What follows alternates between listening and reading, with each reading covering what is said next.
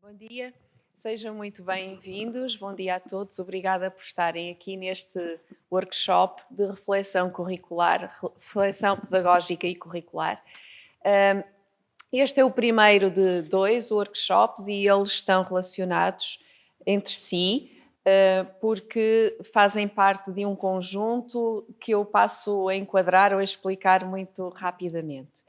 A investigação das últimas décadas diz-nos claramente e de forma consistente e repetida que o fenómeno do insucesso escolar e do abandono escolar no ensino superior é crítico no primeiro ano. Aliás, João Teixeira Lopes, num estudo que faz em 2015 e num texto que explica, que publica em 2015, refere o primeiro ano como o tempo de todas as transições e o clímax do abandono. E na Universidade do Porto há já um conjunto de estudos e nós podemos, enfim, salientar alguns que têm como foco os estudantes da Universidade do Porto, analisados desse ponto de vista, não é? Com dados analisados do ponto de vista do abandono escolar. Por exemplo, há um projeto de sociologia que foi financiado em 2014 e que é o projeto ETES e que deu origem a várias publicações de Veloso Neto, António Firmino da Costa, João Teixeira Lopes, por exemplo, a Universidade e os seus estudantes, um olhar de dentro, ou percursos de estudantes, projetos e trajetos, desde 2014, 2015, 2016, são estudos que têm vindo a ser feitos. Há também um estudo de Filomena Ferreira e Preciosa Fernandes, de 2015, que tem por título Fatores que influenciam o abandono no ensino superior e iniciativas para a sua prevenção. Este estudo teve como foco estudantes de Economia, da Licenciatura de Economia da Universidade do Porto, e foi um estudo entre 2010 e 2013. Depois temos também um estudo que está a ser publicado agora, vai estar no prelo, digamos, de Ana Moraes e Armando Sousa, este sobre estudantes da FEUP. E o enfoque foram os estudantes que tinham abandonado licenciaturas em engenharia e que foram entrevistados e também nos dá, enfim, uma visão específica sobre os estudantes da nossa universidade. Os resultados que têm sido publicados recomendam que haja programas institucionais de prevenção e de acompanhamento dos estudantes de primeiro ano para a redução do abandono escolar. E foi justamente nessa sequência e com base nessa recomendação que se submeteu uma candidatura com o nome de Mais Sucesso, Promoção do Sucesso Académico e Redução do Abandono Escolar na Universidade do Porto, a um concurso do POCH em dezembro de 2022. E com o financiamento, e tendo por base esse financiamento, este projeto tem 4 linhas de atuação. A primeira é a monitorização do sucesso académico, e esta linha de trabalho tem vindo a recolher dados com indicadores específicos que vão ser tratados, analisados, para depois serem enviados para as unidades orgânicas, de maneira a que se criem espaços de debate para decisões específicas. O programa de mentoria, que é um programa que conhecem e que é institucional e que coloca estudantes a desenvolverem atividades de integração de outros estudantes. Há ainda um outro eixo de trabalho, que é a criação de um programa informático que assenta num modelo preditivo de fatores que conduzem ou influenciam o insucesso escolar. E no quarto eixo de trabalho é de inovação educativa e está relacionado com as razões pelas quais estamos aqui hoje. Tem a ver também com este workshop. Este eixo foi construído tendo em mente que a prevenção do insucesso escolar pode fazer-se em diversos níveis, macro, meso ou micro, e deixando de lado este nível macro, mais de políticas educativas de ensino superior ou de programas institucionais, como eu referi, Há também necessidade de nos focarmos um pouco neste nível meso. E aquilo que João Teixeira Lopes refere como nível meso é a sala de aula, é a interação e as trocas comunicacionais entre os docentes e os estudantes. E cito uma frase de João Teixeira Lopes quando refere a importância deste nível meso, que é a seguinte: para além de uma origem, os estudantes têm um percurso. E para além de um percurso, um projeto, ainda que indiferentemente assumido e muito desigualmente concretizado. Origens, percursos e projetos traduzem-se na sala de aula por 1000 indícios, ditos e interditos, falas e silêncios. E a importância das trocas comunicacionais entre estudantes e docentes na sala de aula tem de ser sublinhada no conjunto dos fatores que podem influenciar ou não o sucesso ou o insucesso académico.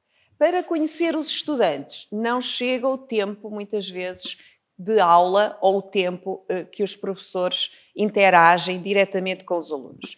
Portanto, conhecê-los de dentro implica perguntar e ouvir os estudantes e perguntar-lhes o que é que eles acham que os professores deveriam saber sobre eles antes de chegarem à sala de aula. E do ponto de vista dos docentes, a mesma coisa, que é o que é que me importaria saber sobre os estudantes para tomar decisões pedagógico-didáticas num sentido ou no outro.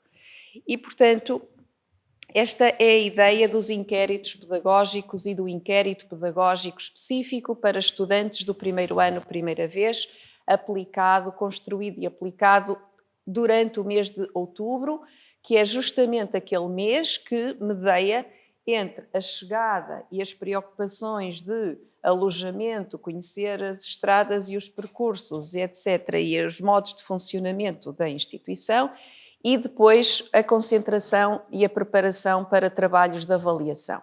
E, portanto, é o mês de outubro, um mês de passagem e transição desses dois momentos-chave, e é também aquele em que os professores de um semestre, de um curso, já conhecem melhor os alunos e podem ainda tomar algumas decisões e fazer algumas intervenções a tempo de não sacrificar o primeiro semestre. Porque ainda há tempo, novembro, dezembro, janeiro, para essas decisões ou opções acontecerem. E Teixeira Lopes diz: quando um grupo de alunas me interpela sobre um eventual excesso de horas letivas, sou levado a perceber que, à carga horária diária na universidade, se somam deslocações, por vezes penosas, entre uma aldeia longínqua do tão próximo concelho de Penafiel ou os confins da quase vizinha cidade de Santa Maria da Feira, até à metrópole do Porto. Percebo ainda que, por serem mulheres, assumem um tremendo peso de tarefas domésticas, a que irmãos e pais se furtam, acrescendo ainda o trabalho próprio da preparação de si, exigentes rotinas e disciplinas exercitadas antes de aparecerem em cena nessa passarela que também é a universidade.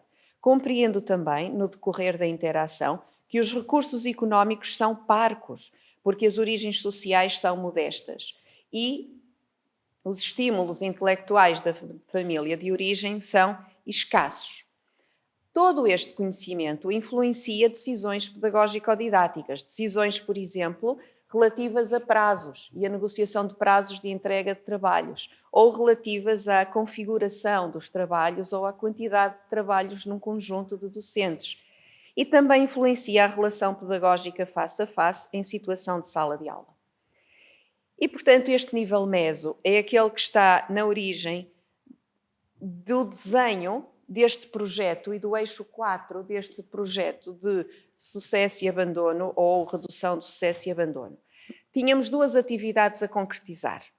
A primeira era construir um protótipo de um inquérito. Está construído. Para essa construção, antes fez-se um estudo e queríamos agradecer muito aos estudantes e aos docentes e aos diretores de curso que colaboraram de uma maneira exemplar connosco para podermos fazer esse estudo que consistiu em depois a Cristina e a Catarina vão revelar isso, num estudo metódico, sistematizado, organizado, em que se ouviram os diretores de curso, os estudantes e os docentes de disciplinas de primeiro ano, primeiro semestre. E, com base nesta auscultação e na análise dos dados para a obtenção das diferentes perspectivas, reuniram-se pistas e, com base nessas pistas, construiu-se o inquérito pedagógico. E agora é nossa obrigação devolver aos estudantes, aos docentes e aos diretores de curso os resultados desse estudo de uma maneira que nós gostaríamos muito que fosse útil para os docentes, que é através destes 2 workshops, o de hoje e o do próximo dia 7 de novembro, e o de hoje de uma maneira muito dinâmica, que vai consistir não só em apresentar resultados, isso é só uma pequena parte da manhã, mas depois vai ser mesmo uma oficina de trabalho, não é? A ideia é que o que é que nós fazemos com os dados dos inquéritos? O que é que nós fazemos com os dados dos estudos? Muito bem, fizeram-se estudos, muito bem, fizeram-se inquéritos. E depois? E agora? E o que é que está na nossa mão mudar e o que é que pertence a outros mudar? Então é isto que nós queríamos aqui hoje, era abrir este espaço para pegar nos dados e nas conclusões e pensarmos em conjunto em soluções. Então, eu já falei demais, não foi? Queria agradecer muitíssimo, de novo, a todos os docentes, estudantes e diretores de curso, também muito ao grupo de trabalho que está na base deste percurso em que estamos todos envolvidos. A Catarina Sousa, que é assim, a alma mater deste projeto e que comunica com todos, a Cristina Sousa, a Diana Teixeira, que não está, e ao grupo de trabalho que sustenta este trabalho com os inquéritos pedagógicos. Isabel Menezes, Marina Lemos, Cristina Queiroz, enfim, todo este grupo tem estado aqui a fazer andar esta máquina. Esperemos que esta manhã seja produtiva e útil. Até já. Bom dia a todos, bem-vindos aos workshops. Nós então vamos passar para esta parte em que apresentamos o estudo que fomos realizando no âmbito do projeto Mais Sucesso. Pronto, enfim, a professora também já acabou por dizer que este estudo surge exatamente a partir de uma candidatura que fizemos ao POCH, cujo o título do projeto em geral se chama Mais Sucesso. Este estudo foi feito pela Unidade de Inovação Educativa, contando exatamente também com o apoio do grupo de trabalho do ZIPUP, a professora Isabel Menezes, Marina Serra Lemos, a professora Cristina Queiroz e o professor Pedro Teixeira da Universidade do Minho, e com 2 investigadoras também da área da Psicologia e das Ciências da Educação, a Cristina Sousa e a Diana Teixeira. Bem, o projeto Mais Sucesso é, tal como o nome indica, um projeto que se destina aqui a promover o sucesso académico dos estudantes e tentarmos aqui reduzir a taxa de abandono na Universidade do Porto. Os objetivos gerais do projeto, nos seus 5 eixos, penso eu que são 5, sim, passam então por diversificar, atualizar e aprofundar práticas pedagógicas e ferramentas digitais inovadoras e inclusivas. Portanto, aqui também temos esta visão da modernização, da melhoria contínua da oferta formativa da universidade, para aumentar o envolvimento e a motivação dos estudantes. Temos também aqui incentivar novas estratégias de ensino e aprendizagem e a transferência de conhecimento baseado em projeto. O nosso terceiro objetivo do projeto é capacitar estudantes, docentes e técnicos para responder aos desafios socioeconómicos emergentes no ensino superior. Portanto, adaptarmos-nos aqui às mudanças digitais, ecológicas, que surgem também de um contexto pós-pandémico.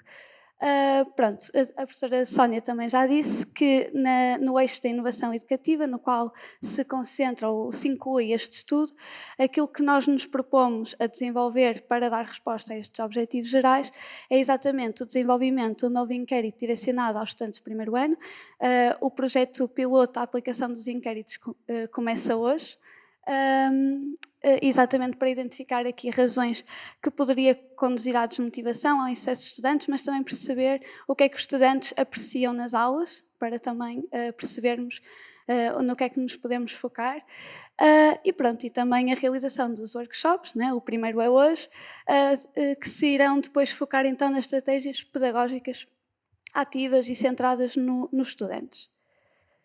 Pronto, então, nós para planearmos este estudo fomos primeiro perceber como é que a literatura define aqui o abandono no ensino superior, e é muito comum definirmos este fenómeno com uma variação percentual entre o número de estudantes matriculados no segundo ano e o número de ingressantes no ano anterior. É assim também que a Universidade do Porto define este abandono e é assim que o mede.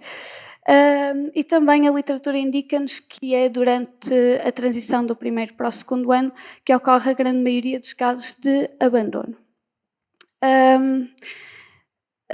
Enfim, o abandono não pode ser visto apenas como um problema de um indivíduo que decidiu que ia abandonar. Portanto, temos aqui também toda uma base de uma questão que está profundamente enraizada em questões que são sociais, culturais, económicas. E nós pegamos em vários estudos, desde direções gerais de estatísticas, como grupos de investigação das várias universidades em Portugal, e que destacam que realmente há um impacto significativo do abandono na sociedade. É também importante esclarecer aqui que há uma carência de dados que sejam abrangentes e confiáveis para compreendermos plenamente esta questão.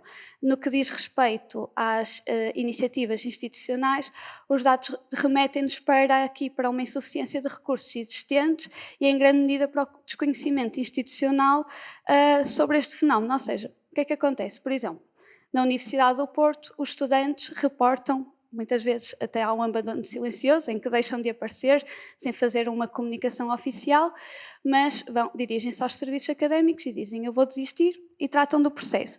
E depois, cada uma das unidades orgânicas tem a sua própria gestão de perceber quais são os motivos que indicam o abandono. E nesta questão dos motivos que nós temos essa carência de dados, porque nós temos os números daqueles que do primeiro para o segundo ano não renovaram a matrícula. Nós temos esses dados, sabemos mais ou menos dizer as taxas de abandono em cada curso. No entanto, falta-nos perceber aqui muitas vezes o que é que leva os estudantes a desistir. Pronto, eu trago aqui também um recorte de umas notícias de uns dados mais recentes, de 2022, da Direção-Geral de Estatística da Ciência e da Educação, que aponta aqui para uma situação que pode ser preocupante, que é 1 em cada 10 estudantes não renova a sua matrícula, o que, pela definição que nós vimos e pela definição da Universidade do Porto, constitui-se aqui um cenário de abandono. Pronto, as taxas de abandono variam de ciclos de estudos para ciclos de estudos. Nas licenciaturas há mais abandono do que nos mestrados. No entanto, qualquer ciclo de estudos acho que merece aqui a nossa atenção e a nossa ação. Pronto. Então, nós para planearmos o estudo, percebermos aqui que dimensões é que estávamos à procura, de perceber como é que podíamos categorizar aqui as motivações para o abandono, enfim. Vamos tentar perceber o que é que nos diz a literatura. A professora também já nos acabou por mostrar aqui alguns estudos. Pronto. E nós queríamos perceber que dimensões da vida do estudante é que podiam influenciar aqui a sua permanência ou abandono do ensino superior. E então identificamos aqui algumas dimensões. Eu começo então pela preparação académica anterior e a integração social, ou seja, estudantes que chegam à universidade com uma base académica mais sólida e estudantes que socialmente mais facilmente se integram, são estudantes que têm mais probabilidade de permanecer nos estudos. As condições familiares e económicas também têm aqui algum peso, não é? O ambiente familiar, a renda, enfim, o nível educacional dos pais têm aqui um papel importante, ou seja, estudantes cujas famílias têm uma renda familiar mais limitada ou têm recursos mais limitados, são aqueles que vão encontrando mais obstáculos pelo caminho e, portanto, muitas vezes, por exemplo, têm que trabalhar para poderem estudar. Enfim, eu trago aqui também um gráfico que foi de uns dados recolhidos pelo movimento das associações estudantis, onde se encontram as várias federações académicas, associações de estudantes. Aqui temos a indicação de que a taxa de abandono não é, a diferença não é muito grande entre estudantes que se candidataram à Bolsa e viram o seu pedido recusado e que nem sequer se candidataram à Bolsa. No entanto, para aqueles que precisam da Bolsa, terem esta resposta à Bolsa faz com que o abandono possa diminuir dos 9% para os 4%. Também há aqui um dado interessante que eu recolhi do movimento das associações estudantis, que indica que o atraso na concessão das bolsas quase anula o efeito das bolsas. E isto dá-nos a indicação de que os estudantes, quando tomam a decisão de abandonar, tomam-na cedo no ano letivo. E é por isso que também vamos focar este estudo no primeiro semestre, nos estudantes de primeiro ano, primeira vez. Depois, sobre a motivação e a orientação profissional. Claro que aqui a motivação intrínseca para a área onde estudam e terem objetivos claros de carreira é uma influência para permanecerem no estudo e manterem-se motivados. Ou seja, estudantes que estão desmotivados, cujas expectativas não foram correspondidas no curso em que se encontram, são estudantes que estão em maior risco de desistir. Depois, também temos aqui a dimensão da instituição, ou seja, os apoios oferecidos aos estudantes, os serviços que são oferecidos, a relação que os estudantes têm com os professores, esta relação pedagógica, também moldam aqui a questão do sucesso académico. A saúde mental também entra aqui como um ponto crucial. Portanto, problemas de saúde mental depois também acabam por dificultar aqui as capacidades de concentração e aprendizagens dos estudantes, levam-nos a notas mais baixas, há alguma desmotivação também. E depois, características demográficas. Nós fomos ver estes dados, por exemplo, aqui em termos do sexo e da idade, temos aqui algumas curiosidades. Estudantes de sexo masculino e estudantes mais velhos são aqueles que estão em maior risco de abandonar, segundo a literatura. E depois temos os estudantes não tradicionais. Por não tradicionais, a literatura quer dizer os estudantes mais velhos, os estudantes estrangeiros, os estudantes trabalhadores, os estudantes com necessidades educativas especiais, enfim, que numa universidade tradicional, estudantes não tradicionais vão encontrando aqui mais obstáculos, digamos assim. Pronto, e então apresento-vos aqui o nosso estudo. Este estudo surge exatamente porque nós temos o objetivo de criar, e já criamos, um inquérito direcionado para os estudantes de primeiro ano, para identificar aqui as razões do insucesso, do abandono escolar e também, lá está, perceber aqui que medidas podem ser promotoras do sucesso. E então, este inquérito que nós fizemos traduz-se num instrumento que nós queremos que permita que os estudantes do primeiro ano participem ativamente na melhoria contínua da Universidade do Porto e, tendo esta participação ativa desde o primeiro ano, serão depois, esperemos, estudantes mais ativos nestas questões da Universidade. Também queríamos, por outro lado, reconhecer e valorizar o esforço dos docentes e, ao mesmo tempo, diagnosticar aqui situações que evidenciam resultados menos favoráveis e identificar situações que requeiram mais intervenção ou mais atenção, digamos assim. Pronto, e a ideia também é colocar aqui os estudantes a refletir sobre a sua integração na universidade. Pronto, então, este projeto foca-se nos estudantes de primeiro ano, primeira vez, sobretudo, e nós recolhemos dados através de discussões focalizadas em grupo com os estudantes de primeiro ano, ou seja, que no ano letivo 2022-2023 estavam no primeiro ano. Entrevistamos docentes e diretores de curso, docentes que lecionavam cadeiras de primeiro ano logo no primeiro semestre, e também fomos falar com estudantes que desistiram da Universidade do Porto. Nós, para prepararmos esta amostra, nós escolhemos fazer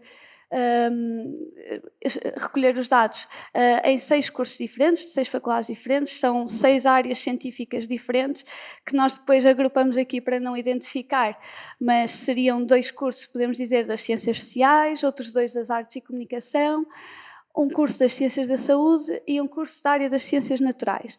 Depois também cruzamos os dados de 3 anos letivos, 19, 20, 20, 21 e 21, 22, para percebermos aqui as taxas de abandono. E dos vários cursos que nós tínhamos, para além de querermos ter áreas diferentes, selecionamos 2 cursos com taxas de abandono um bocadinho mais preocupantes, taxas de abandono no primeiro ano superiores a 20%, e uma média de ECTS concluídas no primeiro ano inferior a 40 ECTS. Depois escolhemos 2 cursos cuja taxa de abandono está entre os 10% e os 20% e os ECTS concluídos entre 40 e os 50 ECTS. E ainda escolhemos 2 cursos cuja taxa de abandono é inferior a 10% no primeiro ano e a média de ECTS concluídas no primeiro ano ser superior a 50 ECTS. Portanto, nós tínhamos os números do nosso lado. E agora o que é que nós queríamos fazer? Queríamos conhecer as percepções dos vários atores institucionais sobre este fenómeno. E então eu vou começar... está ali algum problema no slide. Mas pronto, eu vou começar por falar sobre os dados que recolhemos juntamente dos docentes. Bem, nós entrevistamos 16 docentes dos 6 cursos e fomos então, aquilo que nós queríamos saber junto dos docentes era que possíveis lacunas no sistema, na estrutura curricular, no apoio aos estudantes, estes docentes identificavam que podia acabar por contribuir aqui para a questão do abandono, do insucesso. Nós identificamos várias categorias que depois agrupamos em 4 temas: a dimensão da integração académica e social, a dimensão do desempenho académico, a dimensão sociodemográfica e a dimensão do apoio institucional. O tema mais recorrente, ou os temas mais recorrentes nas nossas conversas, nas nossas entrevistas, prendem-se com a dimensão do desempenho académico e a dimensão do apoio institucional. O tema menos recorrente foi a dimensão da integração académica e social. E então passo a apresentar-vos os dados que recolhemos. Então, nós, sobre a dimensão do desempenho académico, fomos tentar perceber que fatores é que os professores achavam que, dentro desta dimensão, podiam contribuir para que os estudantes não fossem tão bem-sucedidos, digamos assim. E então, o que é que identificaram? Isto aqui vou passar quase a fazer uma citação direta dos fenómenos identificados. A falta de assiduidade e dificuldade na organização do estudo, o choque entre a exigência do ensino secundário e a exigência do ensino superior. Os professores apontam aqui para uma falta de preparação para o ritmo que se exige no ensino superior. Depois temos a desarticulação entre as expectativas dos estudantes e um modelo pedagógico solidificado. A falta de consenso entre docentes pode criar dificuldades de aprendizagem e barreira para os estudantes. As pessoas que indicaram isto disseram que no secundário os estudantes tendem a aprender sobre uma vertente única, e depois na faculdade os vários professores e investigadores podem aqui ter dados que os alunos acham que possam ser contraditórios. No entanto, são pontos de partida diferentes. Identificaram também que os estudantes, comparando com gerações anteriores, apresentam uma postura menos disciplinada e pouco adequada na sala de aula. Temos também professores que apontam para a ausência de leituras, tanto de obras literárias quanto de textos académicos, e para a ausência de vocabulário, pensamento crítico e expressar as ideias por escrito. Temos também aqui alguns professores que identificaram a falta de avaliações periódicas, comparando com a questão da avaliação ser distribuída pelo único exame final, e também sentem falta de receber feedback dos estudantes. Depois, eles apontam que quando os estudantes não estão no curso que desejam ficam desinteressados e, portanto, depois é um bocadinho difícil pegar nos estudantes e mantê-los motivados. E também disseram que os docentes não conhecem as experiências anteriores para adaptar os conteúdos programáticos, também indicaram este fator. E, finalmente, os docentes notam problemas de saúde mental agravados pelo stress e referem-se aqui a estudantes que apresentam uma maior fragilidade emocional e falta de resiliência. Isto foram aquilo que os professores nos indicaram. Sobre a dimensão da integração social e académica, os professores disseram que, por um lado, esta dimensão pode conduzir ao abandono, quando, por exemplo, os estudantes têm dificuldades em desenvolver relações interpessoais ou quando têm dificuldades em adaptar-se ao ambiente académico. Também falam aqui do afastamento da família e outras redes de apoio. Temos aqui, por exemplo, o testemunho deste docente que diz que muitos estudantes vêm de fora e sofrem com o afastamento da família. Alguns acabam por recuperar, acabam por se tornar muito independentes, mas há outros que é-lhes mais complicado ultrapassar esta questão do afastamento da família. Por outro lado, os professores dizem que esta dimensão é aquela que pode agarrar os estudantes quando eles se sentem desmotivados nas outras dimensões. E aqui falam que, por exemplo, tem muito peso as ações de acolhimento que são feitas aos estudantes. Falam também dos vários grupos académicos que conseguem muitas vezes prender o estudante à universidade. Tem aqui um professor que diz que há uma vida paralela que nós não conhecemos. De facto, os alunos são muito ativos e por isso não vão às aulas, têm mais que fazer. Há grupos de tunas, cinema, literatura, debates. Têm N de coisas que participam e que se integram muito. E, portanto, esta vida académica, para além da sala de aula e do estudo, também tem alguma importância nesta decisão de permanecerem nos estudos. E depois foi muito consensual nas entrevistas que fizemos que as pessoas consideram o programa da mentoria um programa que tem aqui um papel fundamental para integrar os estudantes, os acolher. Enfim. Em relação à dimensão sociodemográfica, nós dividimos isto em 3 partes pelas conversas que tivemos com os professores. E temos aqui a dimensão da família. Por exemplo, temos aqui uma professora que refletiu sobre os estudantes de primeira geração, por exemplo, e aí disse que o nível de escolaridade dos pais e as condições académicas moldam os alicerces e a confiança com que estes estudantes estão no curso, ou seja, estudantes de primeiro ano, de primeira geração, aqueles que são os primeiros da família a ir para o ensino superior, ela nota que não têm tanta confiança quanto aqueles estudantes que têm todas umas gerações anteriores de presença na universidade. Depois, há uma professora também que se mostra muito preocupada com as condições que os estudantes têm em casa, seja as condições familiares, as condições de alojamento. Mostra esta preocupação se os estudantes têm um espaço confortável para estudar, para dormir e para comer, e acredita que isto pode também trazer aqui algumas barreiras, às vezes, para os estudantes permanecerem nos estudos. E depois temos aqui 3 docentes que nos falam na questão das famílias mais interventivas. Nós tivemos aqui docentes que nos falam que as famílias são cada vez mais participativas na vida académica dos estudantes, quer através da sua intervenção nos serviços académicos, quer na intervenção até com os professores. Estes professores falaram, por exemplo, da questão de terem pais que vão falar sobre as notas dos filhos com os professores, e então apontaram aqui para uma falta de autonomia e menor independência dos estudantes.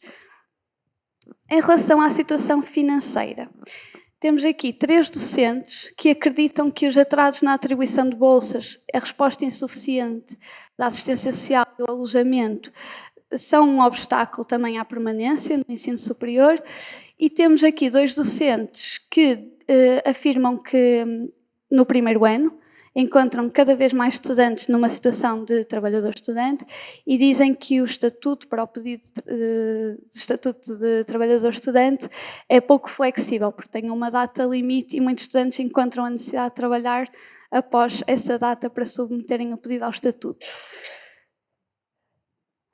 E depois surgiu então o tema dos estudantes internacionais nestas conversas.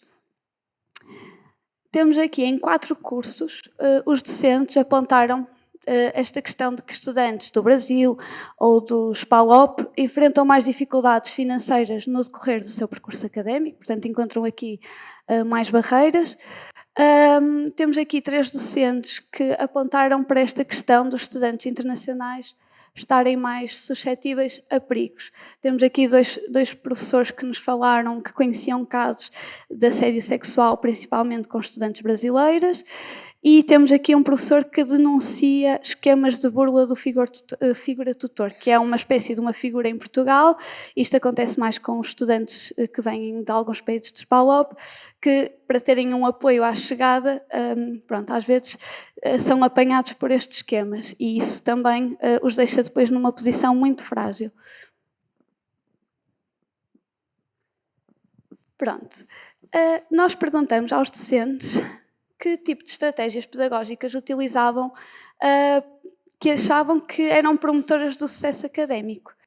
E então, nós temos aqui 12 em 16 docentes que sublinharam esta questão da importância da relação pedagógica entre docentes e estudantes. Nós, por exemplo, temos aqui um professor que diz que no seu curso, na sua faculdade, há muito um ambiente de camaradagem entre estudantes e docentes. É fácil tirar dúvidas, marcar reuniões, fazer aulas de dúvidas especiais, e este docente, por exemplo, acredita que isto é uma medida que promove o sucesso dos estudantes. Depois, temos aqui 4 docentes que nos falam que o alargamento do número de turmas, ou seja, a redução do número de estudantes por turma, também foi aqui uma mais-valia. Por exemplo, este docente diz que o número de turmas de primeiro ano aumentou e permitiu automaticamente um melhor acolhimento e um melhor aproveitamento em aula. Pronto, depois temos 5 docentes que nos dizem que utilizam metodologias de ensino-aprendizagem mais ativas, e isso aproxima que aproximam os estudantes aos vários cenários profissionais. Temos 2 docentes que utilizam metodologias que são mais familiares aos estudantes, que transitaram agora do ensino secundário para o ensino superior. 6 docentes que acreditam que é importante equilibrar a parte teórica com atividades mais operacionais, e aqui 4 docentes que privilegiam a avaliação distribuída ao longo do semestre em vez de uma avaliação distribuída por um único exame final. Pronto, e depois finalizamos como? Então, como é que a Universidade vos pode apoiar aos docentes? Não sei se foi por ter sido eu a fazer as entrevistas, acho que foi bastante focado, as respostas foram bastante focadas nos serviços que a Unidade de Inovação Educativa vai oferecendo, e, portanto, foram muito focadas aqui nas formações pedagógicas. Foi unânime que os professores reconhecem a importância das formações pedagógicas, das formações de desenvolvimento de competências transversais que a Universidade oferece, só que também aqui os docentes dizem que seria importante, para além daquelas que nós temos, que são presenciais, terem também formações completamente assíncronas, ou seja, no aspecto em que podem fazer quando nos dá mais jeito, digamos assim.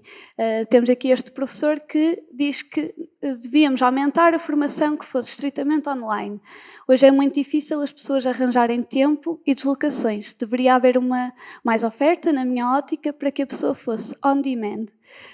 Portanto, mais à hora que pode. Temos aqui docentes que pedem mais divulgação, ou seja, uma melhor comunicação das formações pedagógicas. Temos aqui um docente que diz que nós podíamos ter aqui uns inquéritos disponíveis para os professores quando quisessem, por exemplo, detectar aqui necessidades, ou seja, identificar necessidades, dificuldades, grau de satisfação, termos esse tipo de serviços na universidade. E temos também aqui uma docente que diz que seria importante termos que os docentes terem orientação e conhecimentos personalizados para lidar adequadamente com diferentes situações apresentadas pelos estudantes. Ela até fala aqui, passando a expressão, numa orientação mais à la carte. Pronto. E estes foram os dados que recolhemos com os docentes. Vou passar a palavra à Cristina, que vai falar sobre os dados que recolhemos com estudantes primeiro ano, primeira vez, que estavam no primeiro ano agora, no ano letivo passado, 2022-2023.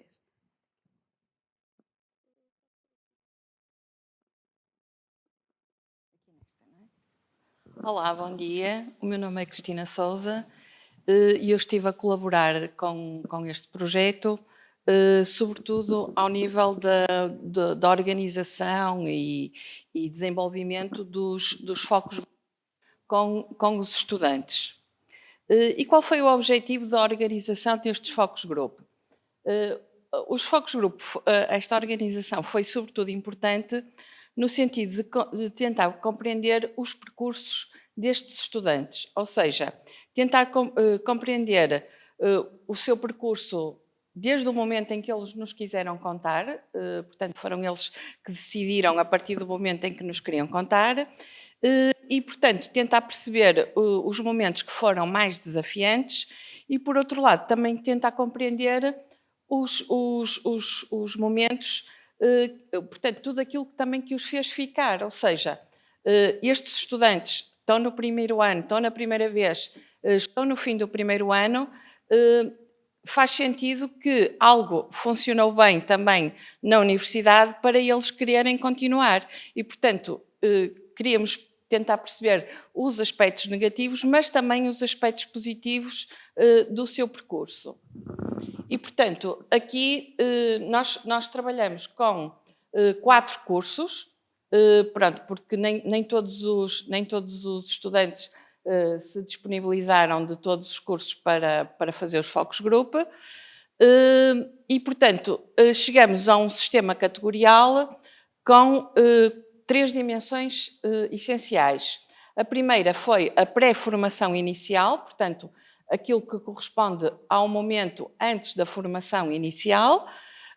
O segundo foi a formação inicial propriamente dita e depois alguns aspectos a melhorar que são referidos pelos estudantes. Na pré-formação inicial existem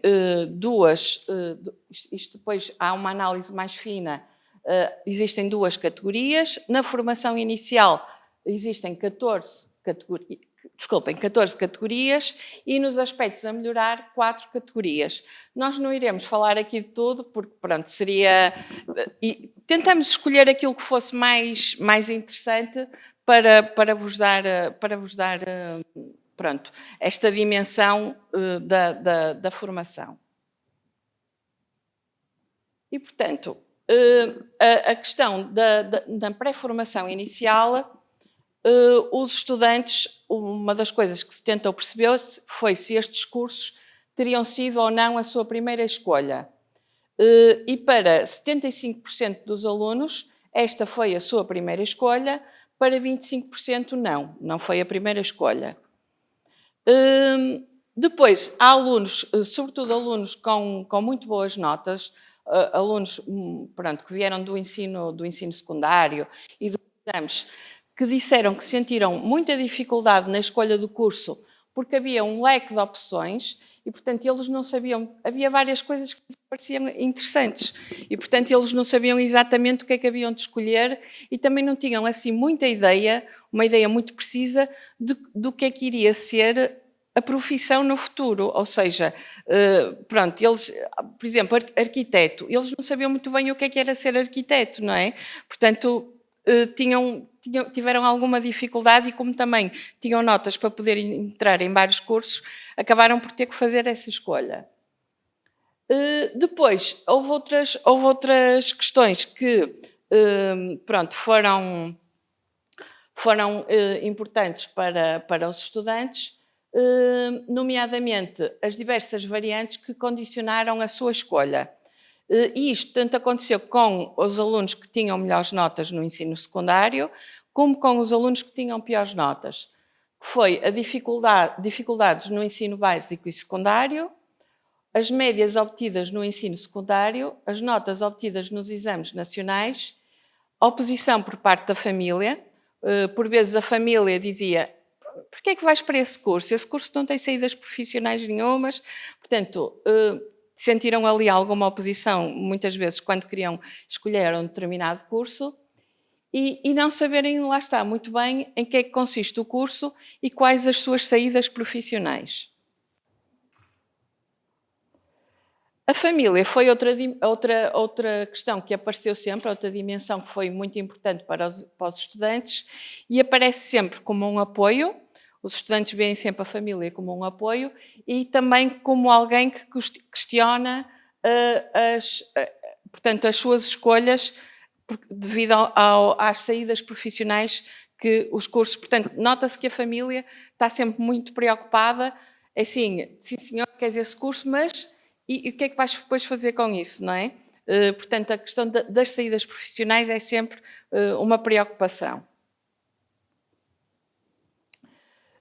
Depois, então, já no âmbito da formação inicial e ao nível do currículo e das metodologias de ensino, nós então temos o primeiro curso de Artes e Comunicação.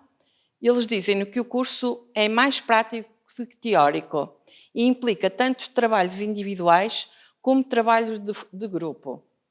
As dificuldades que eles tiveram no início, foi sentida alguma dificuldade em compreender alguns conceitos teóricos e aplicá-los à prática dos seus trabalhos.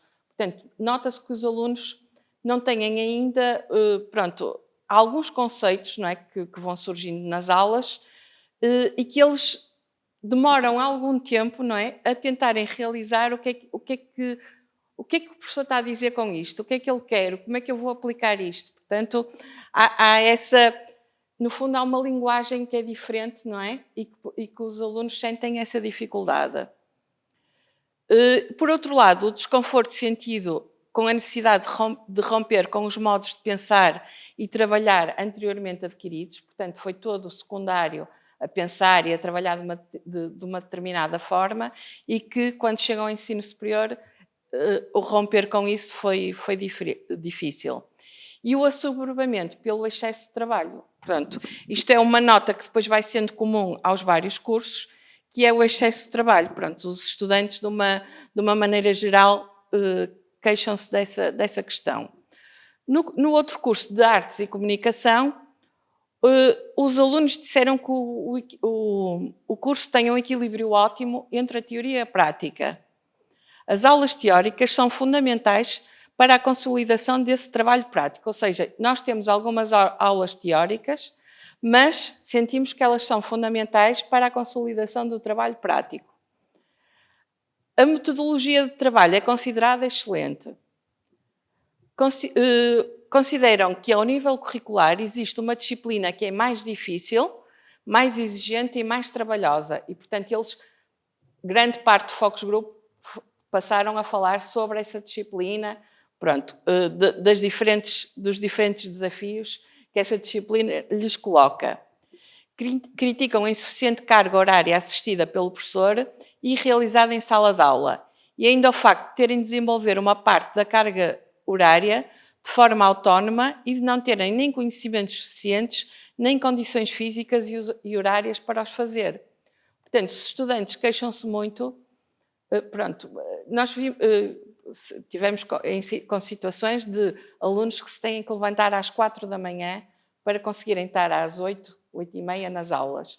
Portanto, eles sentem que terem que levar ainda trabalho para casa é muito assoberbador, porque muitas vezes só em transportes públicos passam cerca de 2 horas. Ou seja, 2 horas de manhã, 2 horas à noite, ou seja, são 4 horas. E o facto de ainda terem trabalho extra para fazer em casa torna-se um bocadinho penoso.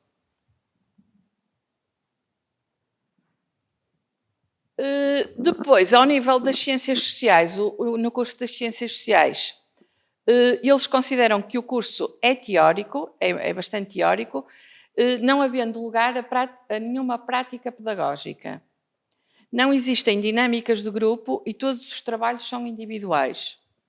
Consideram que o primeiro impacto com as disciplinas de curso foi um choque, um bocadinho aquilo que tínhamos visto nos cursos anteriores, não é? Em termos dos conceitos, e gostariam que fossem abordados de outro modo. Referem à obrigatoriedade de escolherem uma disciplina opcional de outro curso.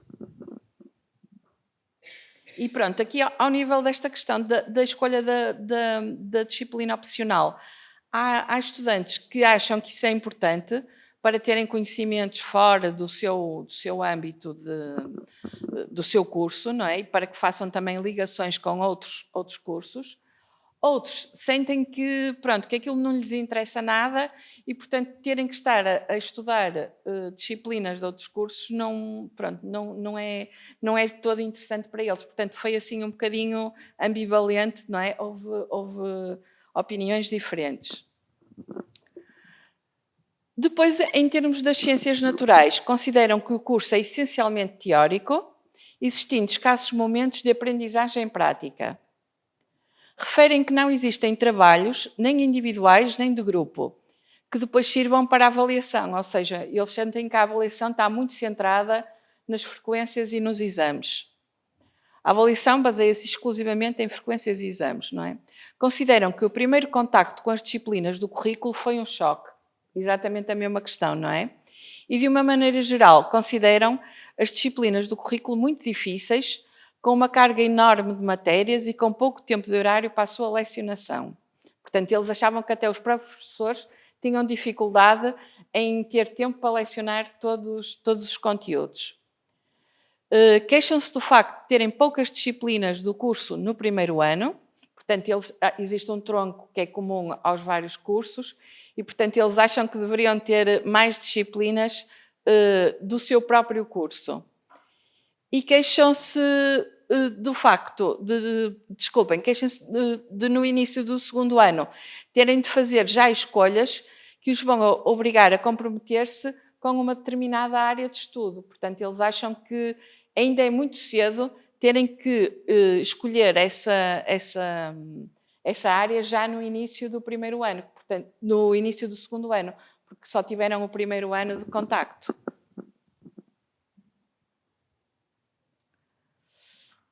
Portanto, em relação à questão da avaliação, os alunos do primeiro curso de Artes e Comunicação dizem que as notas, a avaliação é sempre a questão complicada, não é?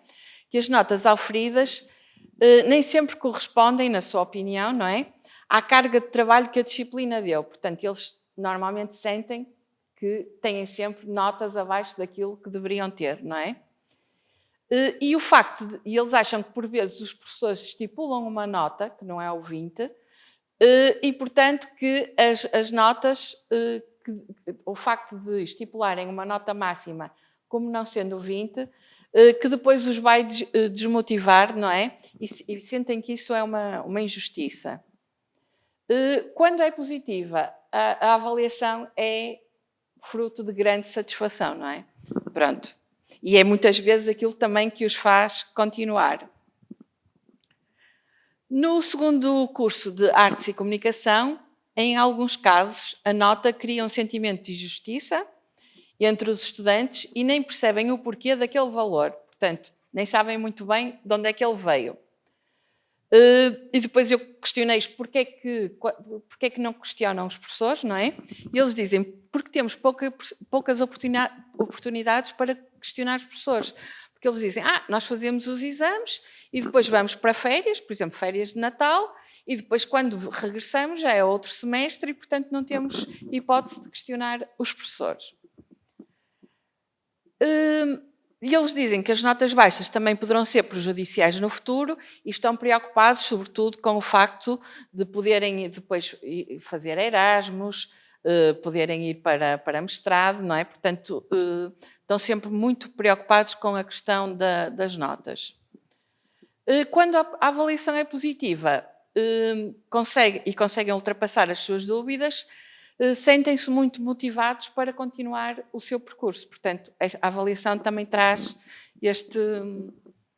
esta questão do estar bem no curso, não é? Nas ciências sociais, sentem que são muito bem avaliados, no sentido que a avaliação é muito rigorosa e que os professores querem que eles saiam do curso com bons conhecimentos. Sentem que os exames ou frequências são muito seguidos e, portanto, que têm pouco tempo para estudar entre os exames e gostavam de ter mais tempo para poderem estudar. Ao nível das ciências naturais, queixam-se que as notas são muito baixas, pronto, em determinadas disciplinas e que essa situação os desmotiva, podendo mesmo levá-los a abandonar o curso. A marcação de exames, lá está, também sentem que é muito, muito próxima do final das aulas e, portanto, que também não têm muito tempo para estudar. Relativamente aos colegas, o que é que eles dizem dos colegas? Os alunos de Artes e Comunicações de Comunicação do primeiro curso têm uma visão muito favorável dos colegas. Sentem que desde o primeiro momento encontraram nos pares o apoio que desejavam e que se estabeleceram laços muito rapidamente e que os colegas são também parte do motivo por não desistirem do curso. Portanto, este contacto e o desenvolvimento aqui de alguma afeição é muito importante para que os estudantes permaneçam no curso. No segundo curso de Artes e Comunicação, eles dizem que as turmas, há grupinhos, não é? Que as turmas subdividem-se em pequenos grupos e que fora desses grupos não existem grandes conexões. Dentro do grupo a que pertencem, eles vai existindo cooperação ao nível dos trabalhos, ao nível dos testes, pronto, vão cooperando.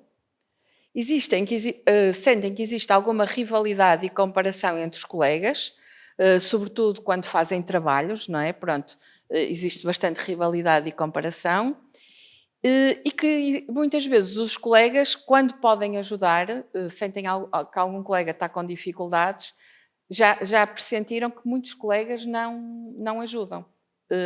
Pronto. As opiniões sobre os trabalhos não são bem aceitos, ou seja, neste curso os trabalhos são discutidos em turma e os alunos gostaram imenso dessa metodologia, gostam imenso dessa metodologia dos trabalhos serem discutidos em turma e pronto, e cada um poder dar a sua opinião e eles próprios poderem se defender. Só que eles sentem que alguns estudantes não aceitam bem essas opiniões. Ou seja, quando eles estão muitas vezes a criticar o trabalho por alguma questão, sentem que são críticas pessoais. Isto também tem muitas vezes a ver com a própria fase de desenvolvimento psicossocial em que estes alunos se encontram, não é? Em que ainda não conseguiram um desenvolvimento moral que lhes permita compreender que a crítica é sobre o trabalho e não sobre si, não é? Sobre si próprio. No curso de Ciências Sociais surgiram duas concepções dos colegas.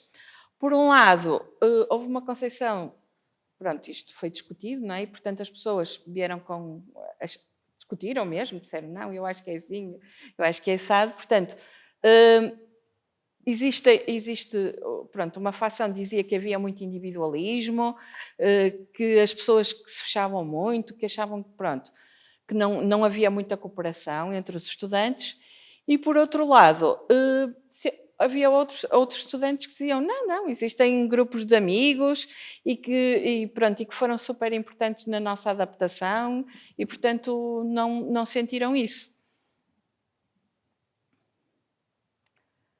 Nas ciências naturais, os estudantes dizem que não existe muita ligação entre os colegas, sentem que muitas vezes que nem conhecem todos os estudantes do seu ano, pronto, que não sabem muitas vezes, porque como também têm aquelas aulas do tronco comum, estão com estudantes de outros cursos e, portanto, não têm muito bem a noção quem são os seus colegas daquele ano e portanto, referem-se negativamente ao clima escolar.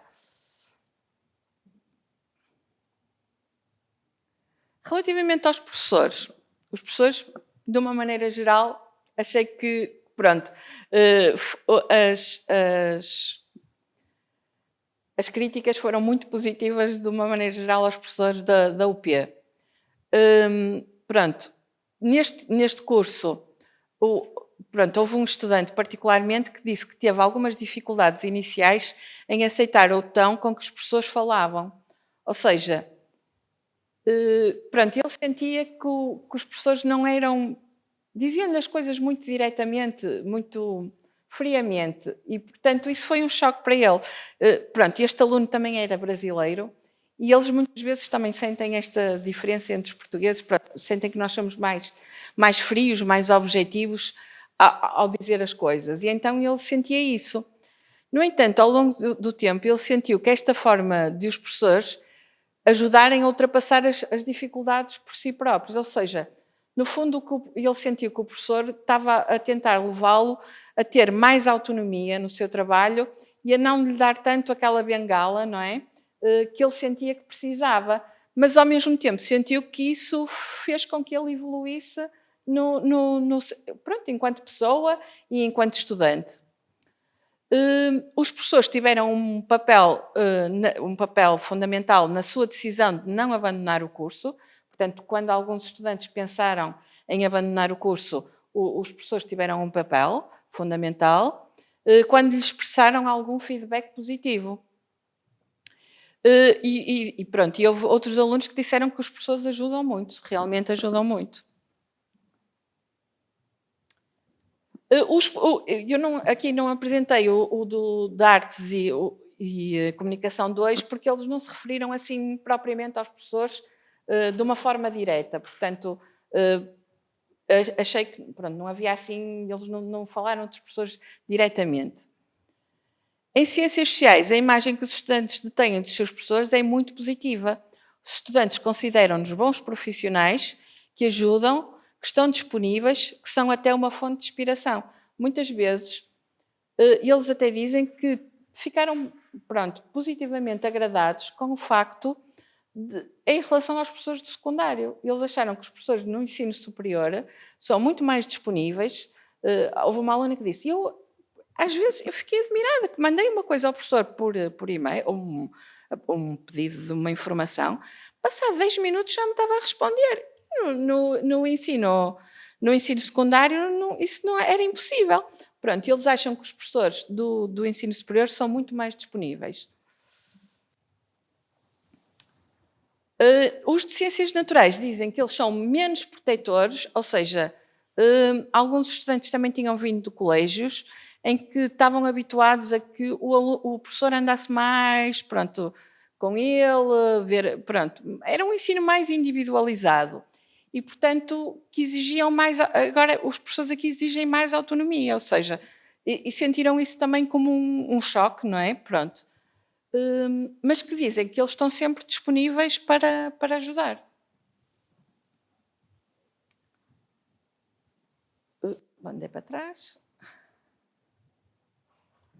A gestão das atividades diárias. A gestão das atividades diárias tem a ver com esta questão de como é que eles conseguem gerir, não é? Tudo, as aulas, os percursos para casa, alguns deles estão deslocados de casa, ainda têm que fazer todas as atividades domésticas, não é? Têm que pôr roupa a lavar, têm que fazer o almoço, o jantar, e isto acaba por ser complicado também de gerir com o trabalho que têm para fazer para o curso.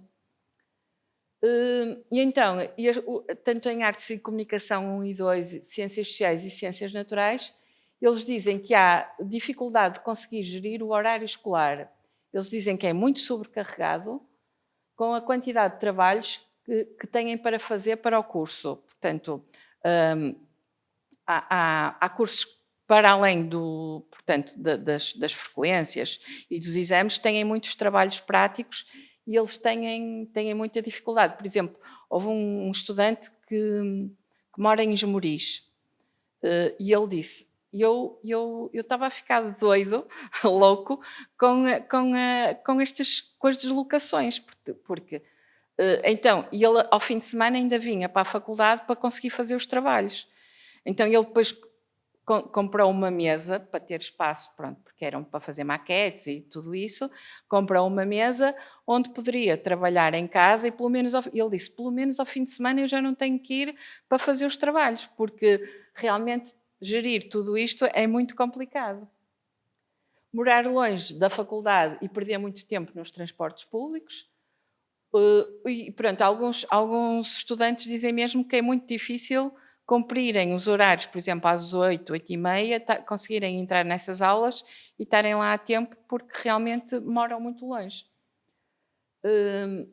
E isto dá-lhes de uma sensação de muito cansaço, poucas oportunidades de fazer saídas sociais. Pronto, eles queixaram-se porque no fundo tinham a ideia de que o ensino superior também era mais conviver, não é? Estar mais com os amigos, e acabaram, eles sentiram, pronto, e estes são alunos que realmente têm apostado muito no curso, não é? E portanto sentem que realmente, eu acabei por não ter grandes saídas sociais, e muitos deles também acabaram por não se conseguir envolver na tuna ou na praxe, porque não tinham tempo. Alguns deles até tiveram mesmo que desistir. Eles disseram, não, eu tive que sair da tuna ou da praxe porque não tinha tempo, porque há ensaios, pronto, há todo um conjunto de atividades.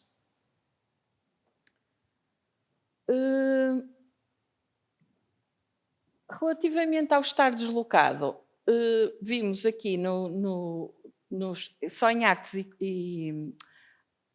e Comunicação 1 e 2 e Ciências Sociais é que tínhamos alunos deslocados. E portanto, as dificuldades destes estudantes foram, os estrangeiros foi a língua, pronto, e eles eram brasileiros, mas sentem muita dificuldade em compreender, não é? O clima, pronto, eles sentiram que o clima é muito difícil, sobretudo no inverno, e sentiram que há umas categorias que falam sobre as questões da instituição, e eles queixam-se que em alguns sítios é pouco acolhedora a instituição, pronto, sobretudo no inverno. A integração monetária, sentiram alguma diferença em perceber esta questão dos euros, como é que passavam da moeda deles para os euros, e o custo de vida, não é? Pronto, pronto, inclusivamente a questão das propinas, porque pagam bastante mais. E eles falaram até de uma pessoa que eles conheciam que teve que desistir do curso e teve que voltar para o Brasil porque realmente não conseguiu fazer face ao custo de vida. Os estudantes nacionais, esta questão de estar longe da família, de ter que realizar as tarefas domésticas, não é? Pronto, eu até disse, uma mãe faz muita falta, não é? E os custos da habitação e dos transportes, pronto, que torna complicado. Então, pronto, as razões que alguns estudantes, eu perguntei, vocês conhecem pessoas que tenham abandonado, porque é que eles abandonaram? Pronto, e eles conheciam algumas pessoas e foram dizendo o que é que achavam que levou essas pessoas a abandonar. Por um lado, a exigência do curso, não é? Achavam que o curso era muito exigente. Os de Ciências Naturais foi, sobretudo, por não ser a sua primeira opção de entrada e conseguirem colocação nesse curso, ou porque não gostavam mesmo do curso. Portanto, isto foi, sobretudo, com base no que eles conheciam dos colegas que tinham abandonado.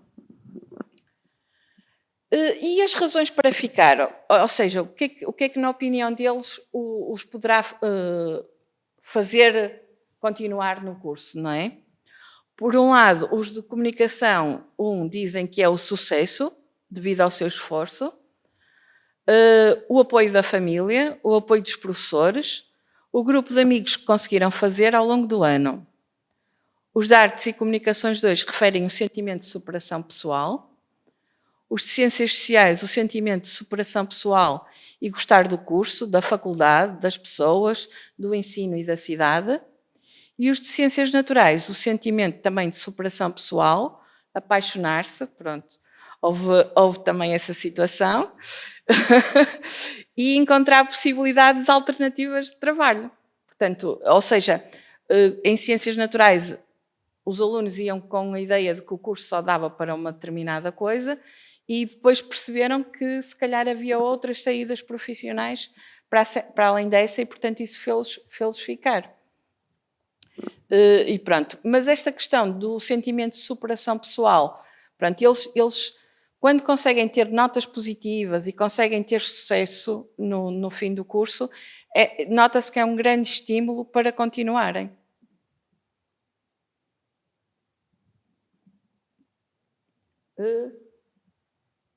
Portanto, agora em relação à última dimensão, os aspectos a melhorar, o que é que eles acham que deveria ser melhorado no curso? Em Ciências Sociais, eles pedem que os professores informem os estudantes das diferentes saídas profissionais do curso, ou seja, tenham algumas dúvidas do que é que poderão fazer no futuro, e terem mais apoio por parte da faculdade para alguns assuntos burocráticos. Isto foi sobretudo situado na questão das matrículas. Eles acharam que foi muito difícil a questão das matrículas e que sentiam que precisavam de mais apoio para isso. Ao nível das ciências naturais, a apresentação dos diferentes professores das diferentes disciplinas aos estudantes para que eles os conheçam e comecem a ver as diferentes áreas dentro do curso e, eventualmente, as diferentes saídas profissionais. Pronto, nas ciências naturais percebemos que era, pronto, a questão das saídas do curso era muito, muito importante e eles queriam logo no início tentar perceber, eu sou desta área, pronto, vocês poderão ter saída profissional nisto e nisto, portanto, sentem-se ainda um bocadinho perdidos. Serem recebidos e apoiados pelos seus pares, pronto, não havia o programa Mentoria, porque nenhum aluno do ano anterior quis fazer parte, eles sentiam que precisavam desse apoio por parte dos seus pares. Dar especial atenção aos estudantes que entram na faculdade na segunda e terceiras fases. Ou seja, os estudantes referiram que alguns estudantes que entram nessas fases ainda se sentem mais perdidos que os outros e mais, portanto, sentiam que precisavam de mais apoio. E outros disseram ainda que o jantar de curso deveria ser logo no início do ano para ajudar na integração dos estudantes. Pronto, mas isto já será com as associações académicas. Ao nível do currículo e metodologias, os alunos de Artes e Comunicação 1 dizem uma melhor gestão da carga horária e do volume de trabalho. Os de Artes e Comunicações dizem as horas de trabalho autónomo das disciplinas deveriam ser integradas no trabalho em sala de aula com o professor, ou seja, esta questão foi muito falada mesmo do trabalho autónomo. E o modelo de aulas em laboratório, pronto, que era uma coisa que eles tinham bastante, deveria ser aplicado a todas as disciplinas do curso. Em Ciências Sociais, a inclusão de metodologias de ensino mais práticas, pronto, referiram-se sobretudo ao curso ser bastante teórico, a remodelação do currículo do curso para que haja mais pontos com outras áreas do saber e não serem obrigados a escolher disciplinas de outros cursos. Pronto, alguns estudantes sentiram mesmo isto de forma. Nas ciências naturais, a inclusão de metodologias e disciplinas mais práticas. Ora bem, vou passar, portanto terminei, vou passar agora à Catarina. Pronto, vamos passar para o último grupo onde recolhemos os dados, que foram estudantes que desistiram da Universidade do Porto. Nós conseguimos falar apenas com 3 estudantes. Não foi muito fácil chegar até estes estudantes por várias razões, desde a proteção de dados, enfim. E também porque não querem falar, alguns sentem alguma mágoa com toda esta questão, digamos assim. Nós entrevistamos 2 estudantes de 2 cursos das Ciências Sociais e um curso das Ciências da Saúde. Portanto, fizemos aqui uma entrevista semi-estruturada, cruzamos aqui alguns dados dedutivos e indutivos e identificamos 23 categorias que organizamos em 5 temas. Pronto, então, nós identificamos aqui fatores que levam ao abandono. Fatores no contexto académico formal, no contexto académico informal, o estudante, o contexto familiar e a situação financeira. Pronto, como podem ver por este esquema, o contexto académico formal foi o tema mais explorado pelos estudantes, o contexto familiar, a situação financeira foram os temas menos explorados. Bem, e então, vamos ver aqui que fatores é que os estudantes identificaram identificaram no contexto académico formal que pudesse conduzi-los ao abandono. Então temos aqui a sobrecarga de trabalho, temos a metodologia de ensino expositiva, monótona e pouco organizada, não sei o que estou a dizer, são os estudantes. Depois tem aqui também a questão de terem uma avaliação final em vez de uma avaliação contínua.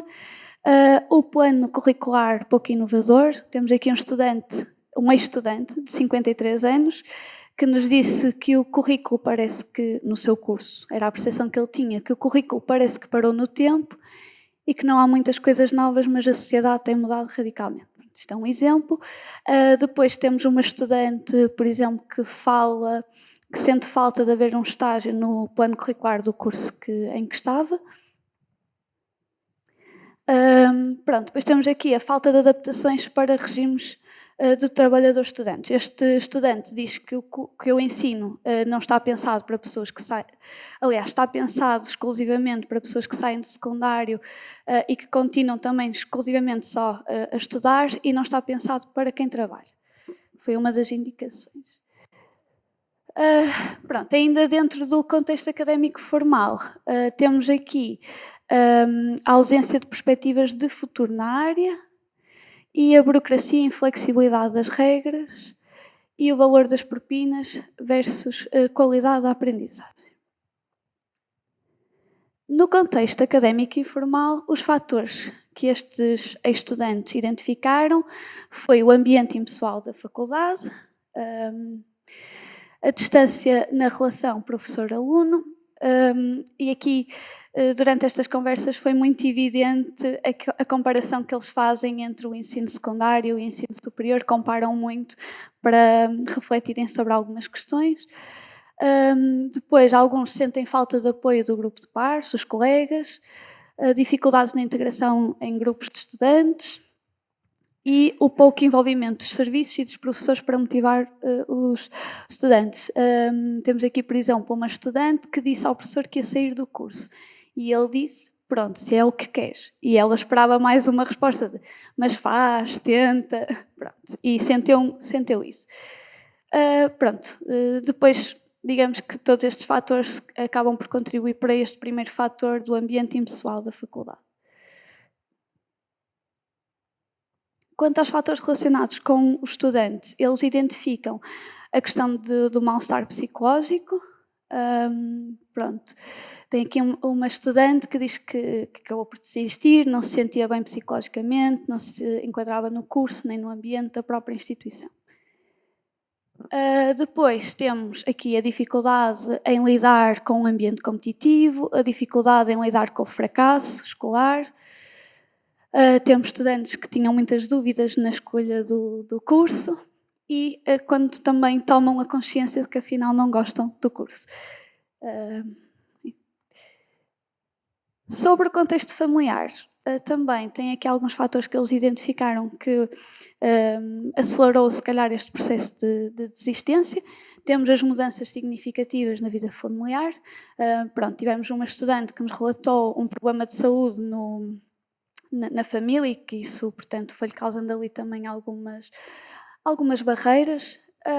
Temos uma estudante que a família mudou de país e isso também dificultou muito.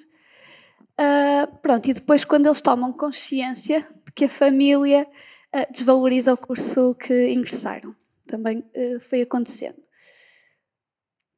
Sobre a questão financeira, falam na dificuldade em pagar propinas, na inexistência de bolsas de apoio económico e no final nós perguntamos a estes estudantes se eles mandassem na universidade o que é que mudavam para mitigar o fenómeno do abandono. E então, ao nível do plano curricular, eles disseram que gostariam que o currículo fosse mais atualizado, focado em conceitos e práticas atuais. Também disseram que era importante que as unidades curriculares pudessem conciliar aqui o trabalho, ou seja, que quase que houvesse uma espécie de conversa entre professores para tornar o volume de trabalho, a bibliografia recomendada mais execuível, tendo em conta que não existe uma unidade curricular, existem várias. Depois disseram que, pronto, queriam este maior contacto com a realidade que podia vir a ser a sua profissão, não é? E falaram em estágios e outras atividades. E falaram que também, logo desde o início, devia de haver uma clara ligação entre opções e carreira. Sugeriram, por exemplo, que as unidades curriculares optativas tivessem este foco e que desde o início houvesse um esclarecimento sobre as decisões que iam tomar, por exemplo, no mestrado, ou assim que iam, o que é que ia fazer com que abrisse portas à carreira profissional que ambicionavam. Pronto, e mais uma vez também sugeriram aqui um plano curricular que fosse mais amigável para os trabalhadores estudantes. Sobre a avaliação, mais uma vez os estudantes privilegiam a avaliação distribuída ao longo do semestre, dizem que teriam melhor capacidade para organizar o seu estudo e pedem uma avaliação mais diversificada. Comparando com os exames finais, eles disseram que gostariam mais de ter uma avaliação por reflexões, discussões, mini-testes, enfim. Depois disseram que a universidade deveria analisar com maior frequência e com maior profundidade os casos de abandono para poderem agir a médio prazo e também analisarem questões como quais são os motivos, em que grupos é que está a acontecer o abandono. Pronto. Depois disseram que era importante haver serviços de apoio psicológico e que estes fossem de fácil acesso aos estudantes. Pronto, apresentando-vos aqui os dados, esperamos que este estudo que fizemos aqui com a Universidade do Porto represente aqui pelo menos uma escada para compreendermos os desafios que os estudantes vão enfrentando ao longo do seu percurso académico. Pronto, através desta análise que fizemos dos dados, fomos aqui capazes de identificar áreas que são mais críticas, que requerem mais atenção por parte da instituição, dos docentes, enfim. Pronto. Temos aqui, então, uma espécie de sugestões, são muito abertas, claro, mas, pronto, para promover o sucesso académico, reduzir o abandono, achamos que é importante refletir aqui na questão de adotar estratégias pedagógicas e institucionais mais eficazes, mais ativas, mais centradas no estudante. Para além disso, incluir aqui a implementação de medidas para melhorar o apoio ao estudante. Estamos a falar, por exemplo, de programas de tutoria, orientação académica, serviços de aconselhamento psicológico. Além disso, é essencial também fomentar um ambiente inclusivo e diversificado, onde os estudantes se sintam valorizados, apoiados. Outro aspecto que consideramos aqui é a flexibilidade curricular, que pode ajudar os estudantes a conciliarem as suas responsabilidades académicas com compromissos pessoais, profissionais, e a revisão de práticas de ensino, como a adoção de métodos mais ativos e interativos, que ao longo do semestre mantêm os estudantes mais envolvidos e estimulam também mais a sua motivação, o seu desempenho. Relembrando aquilo que eu disse logo no início, para terminar, tomar a decisão do abandono não é algo em que o ONU está apenas no indivíduo que tomou essa decisão, é um reflexo também muitas vezes das condições e das estruturas que os estudantes estão inseridos. Ao repensarmos aqui estratégias pedagógicas, políticas institucionais, a Universidade pode desempenhar um papel que é fundamental para formar profissionais que serão muito bem-sucedidos e que depois devolvem esse contributo à sociedade. E pronto, enfim, esperamos que este estudo que realizamos aqui na Universidade do Porto seja um passo para repensarmos aqui algumas questões. Bem, e termina assim a apresentação do estudo e daqui a bocado vamos passar a uma dinâmica. Já estamos sentados há muito tempo. Obrigada.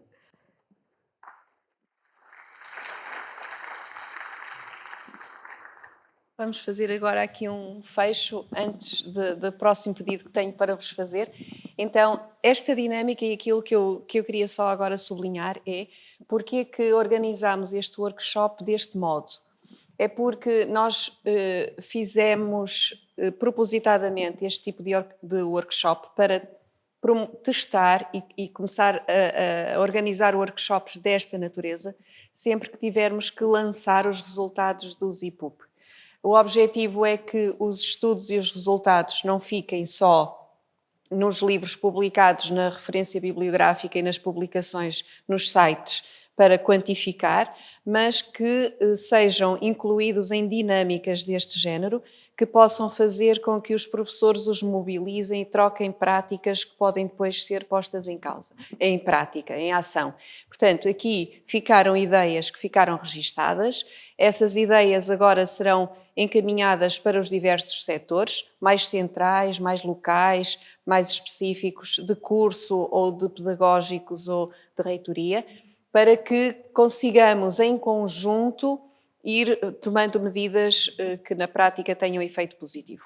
Incluindo, por exemplo, chamar as associações de estudantes e os estudantes a colaborarem connosco nestas medidas, como por exemplo, através de um contradiscurso que seja necessário implementar.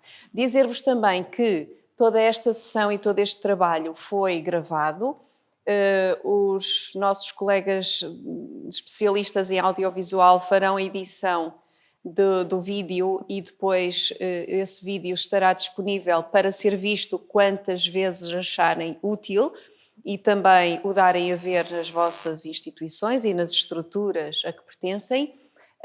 Este workshop será acompanhado do workshop do dia 7. Os dois fazem um par e um conjunto e aí teremos especialistas como a professora Carlinda na sessão, na mesa redonda para darmos o outro passo, que é, e agora o que é que vamos fazer em função disto que nós ficámos a saber ou que agora conhecemos.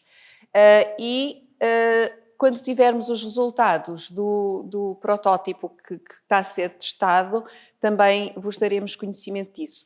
Também dizer que neste conjunto de trabalhos está ainda a simplificação dos IPUP que passam no final de cada semestre. E o objetivo é termos dados que nós possamos utilizar para a nossa prática letiva específica diária. E então agora, para não me alongar mais, eu convido-vos a colocarem os post-its nas cartolinas que estão ali na parede. Terão de ver onde é que esses post-its encaixam, em que frase, a que frase dão continuação, e porque depois esse material, quer as ideias que aqui foram partilhadas, quer o conteúdo que ficar nas cartolinas, depois ser-vos-ão enviados para, enfim, reflexão ou releitura só. Muito obrigada por esta manhã, que foi de facto muito produtiva. Muito obrigada mesmo e até ao dia 7.